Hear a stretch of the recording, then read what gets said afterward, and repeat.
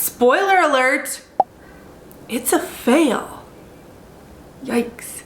Hey friends, and welcome back to Sewing from Scratch. I am Kate, and this is where I teach you everything I know about sewing, and we learn more together along the way. Today I am sharing with you my very first fabric dyeing experience.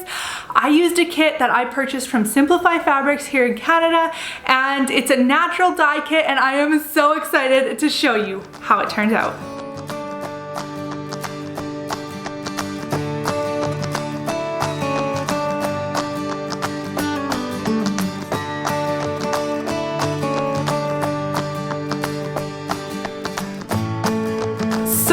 Sure what this video is even gonna look like. I have a ton of footage from the last 5 weeks, month, since I actually did the dyeing, the original process. So it's going to be me, showing you what I did, as well as kind of talking through what I learned and maybe what I would do differently next time, or if there isn't even going to be a next time.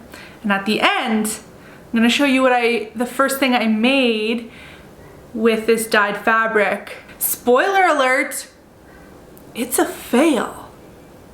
Yikes. Stay tuned. Right, so let's go over what is actually in this dye kit. I purchased this from Simplifi, but it appears that the company that actually makes it is called The Love of Color. And they're just www.theloveofcolor.com. Again, not sponsored. I purchased this all with my own money, again from Simplifi Fabric in Canada. So it comes in this nice little cardboard box, which I'm sure would be recyclable. We recycle all our cardboards. Pretty box. On the box is all of the dyes, so the plants, and that's really nice and cute, has a nice aesthetic to it.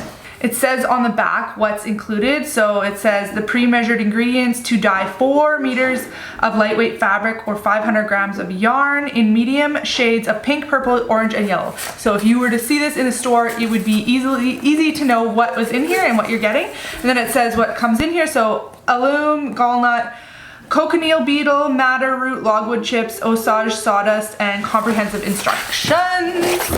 So in the kit, of course, is the instructions that I've been following. The gallnut powder is not in here. You'll see that when we go to put it into the bathtub. I've already done that. So now is the 4 dyes. So there's osage, logwood, madder, and cochineal.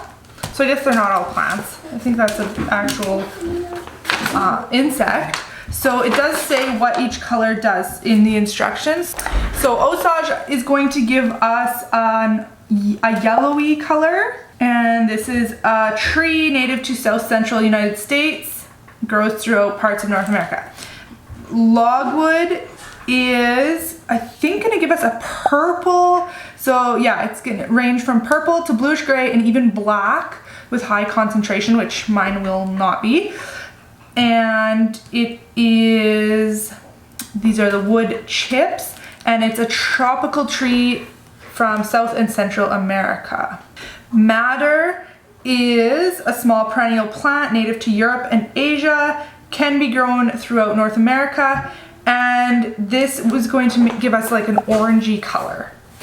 And then cochineal is in fact a type of scale insect from Mexico and South and Central America, and we're gonna get pink or purple depending on the pH of the water. So you can actually change this depending on the pH of your water. So if your water is more basic or acidic, you can shift it by using either an acid, so vinegar or lemon juice, or a base like cream of tartar. So I'm really interested to see that because, I'm kind of nerdy about science stuff. So that's cool. So it comes with that, and then the alum, which we are going to use when we do our mordant, and that's it. That's all that comes in the box. So it's a cute little box. There's 6 pouches. The gallnut powder is also in here, but of course, because I was using a plant-based fiber as linen, I had to treat it with a product high in tannins, which is gallnut powder. So that is in the bath right now. Let's get to that. First thing I had to do was prep my fabric. I purchased this white linen from Sheer Perfection Fabric as a 4-meter length. The box of the dye kit says each color should do about 1 yard of fabric, but I think that's referring to a lighter weight fabric or something 44 inches wide. This stuff is quite a bit wider at 150 centimeters and a bit heavier of a linen.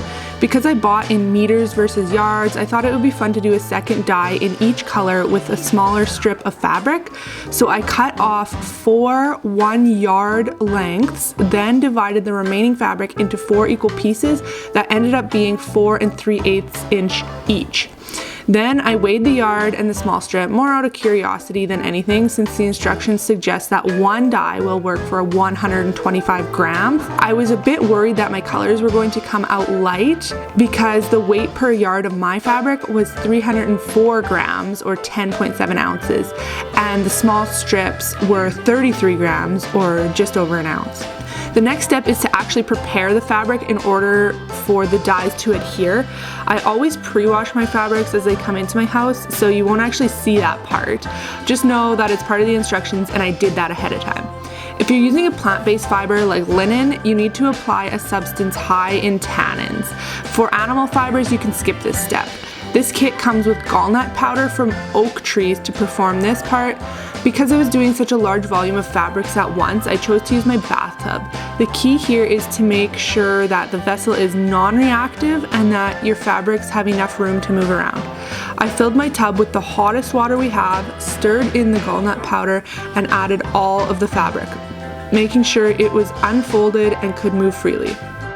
I stirred it a couple times and then let it sit all day. The longer you leave it, the stronger the dye will be. I had this in from about 10 a.m. to 9 p.m. And check out how gross the water turned. I was shocked. I drained and lightly rinsed the pieces and cleaned the tub a little bit. I also want to mention that each of these steps can be done ahead of time and not all at once. The instructions say that once you apply tannins and or mordant, the fabric is good to go for when you are ready to color it. So you could dry it and then put it back in your stash. Next up is the mordant in the form of alum. I filled up the tub again and stirred in the packet. If you're using an animal fiber, you'll need to actually cook the fabric in this bath, so you'll need to use the stove. One thing you'll notice about fabric dyeing is that it takes a ton of water. It's pretty disgusting to think about how much water an actual fabric mill uses. Oh, and here's my little guy coming to dye the fabric with his little construction nailer. His 3-year-old brain didn't quite know the meaning of the DYE word, so he thought I was killing the fabric. He was quite concerned the entire time, even after I explained it to him. I planned it so that I could let this sit overnight. Mine was in from about 9 p.m. to 9 a.m. Again, the longer you leave it, the deeper the color will be, and now we rinse thoroughly. If you watched my fabric burning video, you might remember this clip. Interested to see what happens with that. And then I'm also working on my fabric dyes here too. So if you're interested in how that's going to turn out, make sure you subscribe because that is going to be an upcoming video.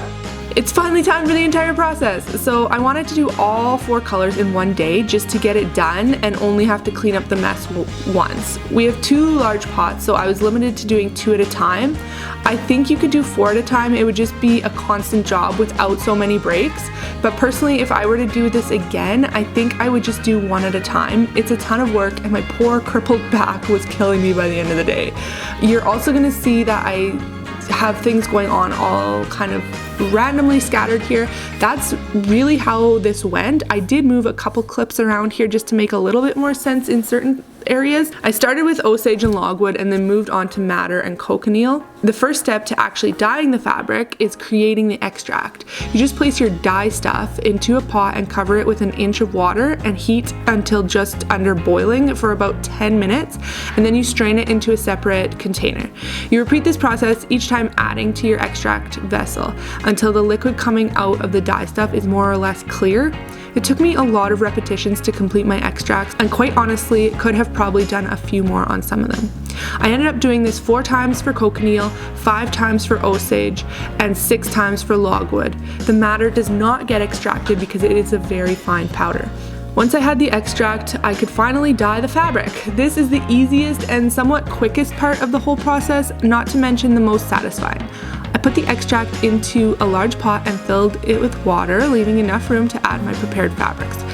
Then they sat and cooked for about an hour, being stirred occasionally before being gently rinsed and hung on my clothesline to freeze dry. More on that in a bit. The instructions say to let them cool in the pot, but I'm basically the least patient person I know other than my kids, so that wasn't happening. You're gonna see me using 2 different water sources here. I was curious to see if it made a difference, but I couldn't notice one. The tap water goes through our water softener, and then that tall stainless steel thing on the counter is our Berkey water filter. We use water from our hose bib, which is unsoftened water straight from, the town, to fill it. While my first 2 fabrics were dyeing, I was able to start the extracts for the other 2 in my smaller pots, which is why you're seeing 4 different things going on here. You also get to see me boil over the madder extract. Good times.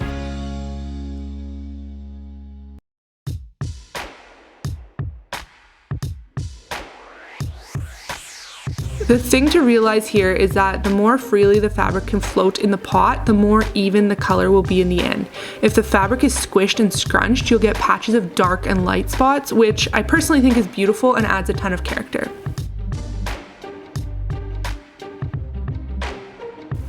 So here's the cochineal beetles. Apparently it's better to crush them before you make your extract, but I literally just saw that part now as I'm editing this video.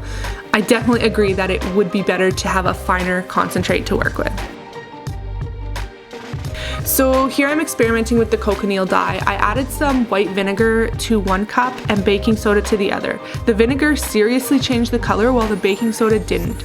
I guess that means our water is more basic. I like the lighter pink color, so I ended up adding some more vinegar to the entire batch. After the initial yards of fabric were dyed, I threw in the small strips to see how concentrated the remaining dye solution would be. I was actually quite shocked at how dark they turned, except for the logwood, but that's because I also, on a complete whim, decided to throw in this romper that some of you may remember. I didn't even think of mordanting it, so it really didn't take the dye very well at all. So here's everything that's going on. You can see my stove is an absolute disaster. If I hadn't boiled over the madder, it obviously wouldn't be so bad. I tried to keep up on the dishes and keep the area as clean and tidy as I could. Also, side note, kind of weird to be cooking bugs in my pots.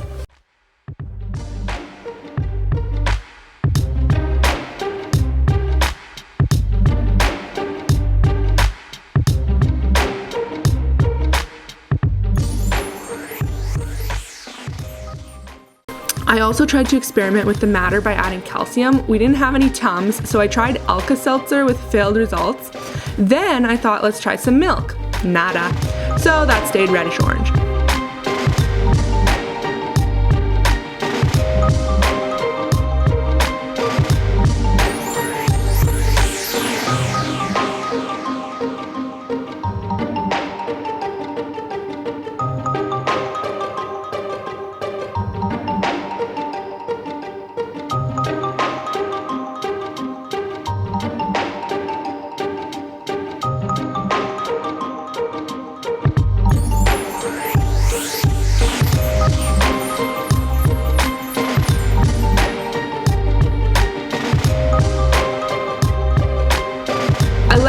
On the line to dry overnight and then gave them a cycle in my dryer. It doesn't really show in the video, but oh man, was it hard to get these off the line and into the dryer.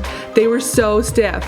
I'm glad I did it this way though. It was nice to not have sopping wet fabric in my dryer, plus I felt more comfortable drying them all together once they were, freeze dried. After that, I folded them up nice and let them sit for 2 weeks. Hey guys, all right, it has been a little over 2 weeks since I did my dyeing. It's time to wash and I am terrified. I love these colors. So they've been in my drawer away from the sun. Maybe they should have been in the sun. I don't know. Okay, so this is the cochineal, beautiful pink color. This is madder, which is a more like pinkish orange, I guess. Totally into that too. This is the Osage, like a mustard yellow, very similar to what I'm wearing, but a little bit lighter, I guess, a little bit more dandelion. And then this is the other one, which was logwood, and possibly my favorite, just because I think it's more like something that I would gravitate towards purchasing. I don't know. You remember that I put in that romper with it, and of course I didn't like prep that, I just kind of threw it in on a whim. So then this, because that took it in dye, then this, it came out a lot less saturated, but it is still the same, so it's more of a gray. So if you have like a bigger piece, I would think it would come out more gray. But what I wanted to say was that it said to, I think my cuts of fabric were like double the recommended weight. So, but they still took on the dyes so well. This is like a nice indigo type color. It's very saturated. I am in love with this and I am terrified to wash it, but that's what we're doing today. I'm gonna throw them in the wash. My usual wash cycle with fabric is I use my fabric, which I use Tide Pods. I have not found anything to compare to Tide Pods, unfortunately, as much as I would love to be more eco than that. Tide Pods, where it's at. And then I throw in a whole lot of vinegar, usually like a cup, I guess, maybe like half a cup if it's a small load. And that, I find that just like keeps the fabric's colors vibrant and maybe helps with running. I've never had any running issues. Cross my fingers. I really hope that doesn't happen here. I think what I'm going to do, in all honesty, to keep them, to make sure that nothing runs, is I'm going to wash them separately. So I'm actually gonna do 4 loads, which again, lots of water, but I think it's gonna be worth it in this case for the fabric outcome. I don't want them to muddle together. So I'm gonna do 4 different loads, and I probably will omit the Tide, number 1, because 1 pod is a lot for 1 meter of fabric, and number 2, it's already been pre-washed before, so there's nothing like, there's no chemicals on this. It's all been natural dyes and stuff. So I'm just gonna use the vinegar in here. So that's what I'm gonna do.